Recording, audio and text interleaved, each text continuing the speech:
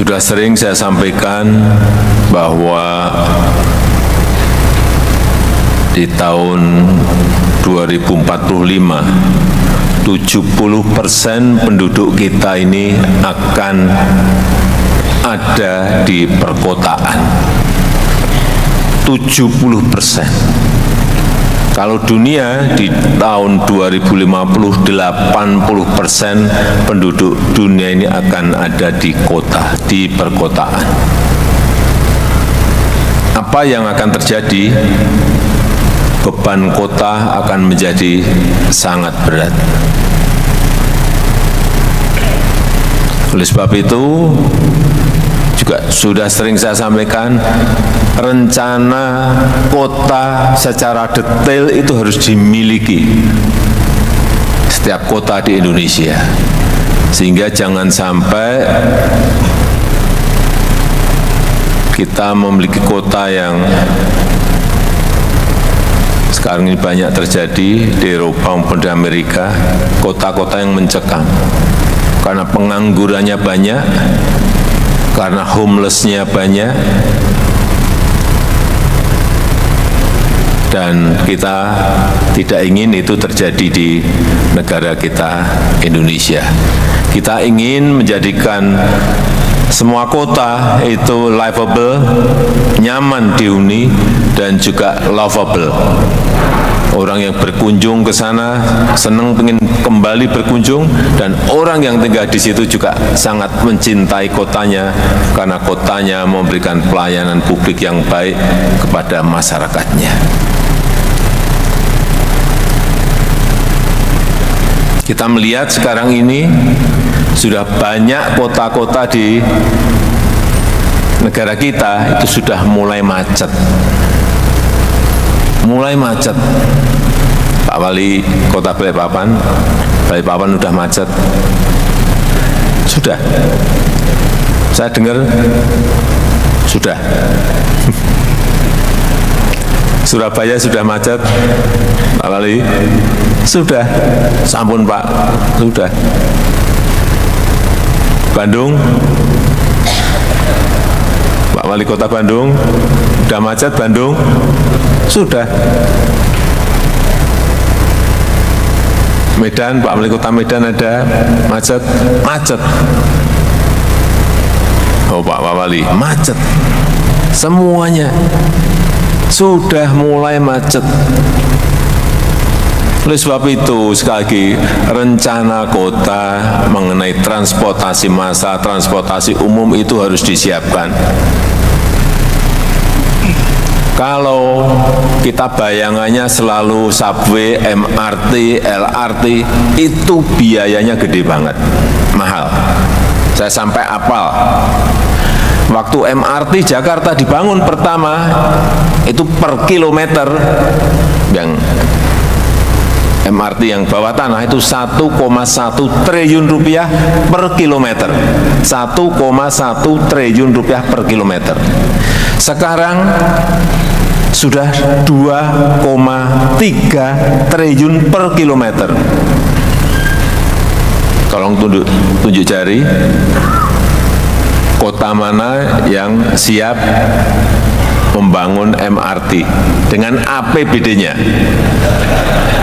1 kilometer 2,3 triliun.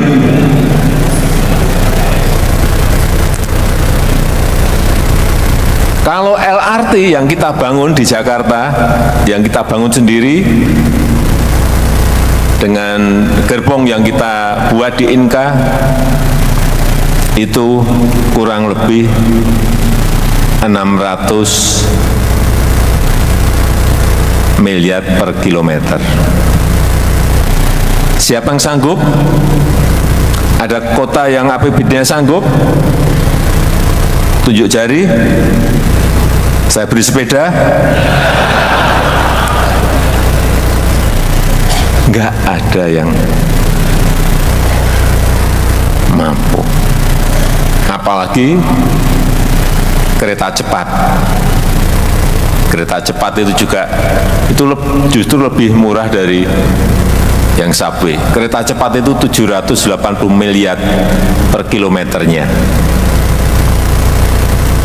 Oleh sebab itu sekarang ada barang baru yang namanya ART, Autonomous Rapid Transit.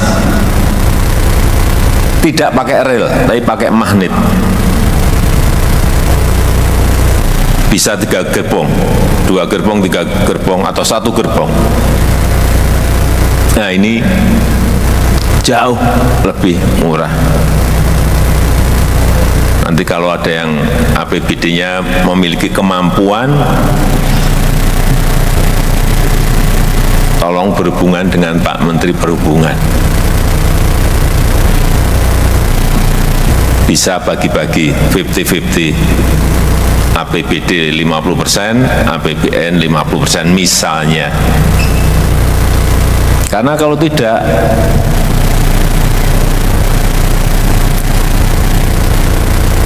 sepuluh 20 tahun yang akan datang semua kota akan macet.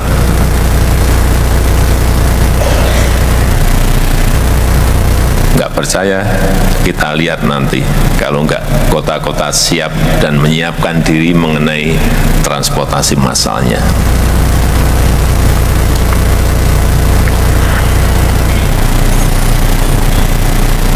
Yang kedua, yang berkaitan dengan kota masa depan itu seperti apa?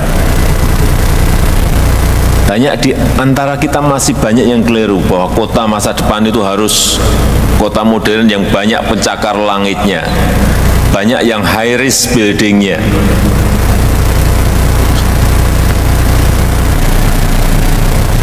Menurut saya, dan sekarang ini sudah mulai ada sebuah paradigma baru. Kota yang baik adalah kota yang ramah pejalan kaki. Kota yang baik itu adalah kota yang ramah terhadap penyandang disabilitas. Kota yang ramah terhadap pesepeda. Kota yang ramah terhadap anak dan perempuan. Konsepnya kira-kira itu. Kota yang ramah terhadap lingkungan. Artinya apa? Kota ini memang harus green, harus smart, dan harus friendly.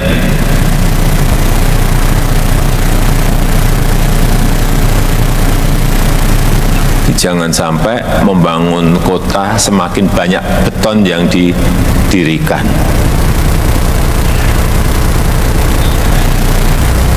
Ada trotoar, semua paving block semuanya.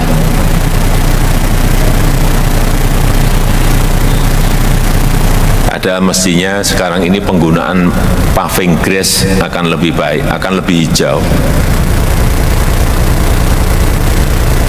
Ada pedestrian, nggak ada pohonnya. Sehingga kita ini negara tropis, panas. Sehingga nggak ada yang mau yang berjalan kaki karena tidak ada peneduhnya. Oleh sebab itu, kehijauan itu ke depan akan sangat menjadi perhatian semua kota.